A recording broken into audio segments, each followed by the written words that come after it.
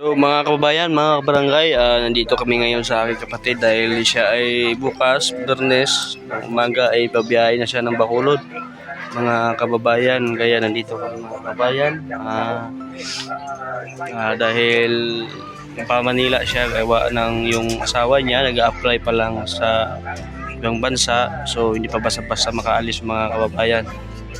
So, ang mangyayari is pupunta muna siya ng Manila para masustentuhan niya ang kanyang mga anak dahil mahirap nga mga kabayan dahil walang maiwan dito or mainit mga kababayan. Big kabayan. Kaya iyan po ang mga anak ng mga kababayan. No? Yan, mga maliliit pa mga kababayan.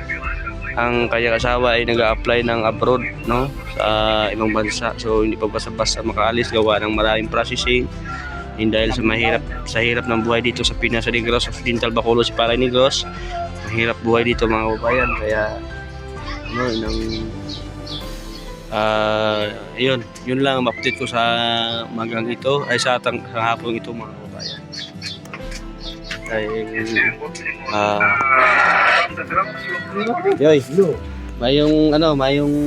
Mayong hapon. Ayan po yung ano niya, yung biyanan niya, no, yung biyanan niya na taga ano iniinom niyo? Juan? Tuba? Oh. Matamis yan ay na. No. Wata na Olivia. Ayan po mga kababayan na biyanan ng aking kapatid, no. Bukas siya ay babiyahe na mga kababayan. Kaya celebrate natin to, magtagay tayo ng tuba. Joke lang.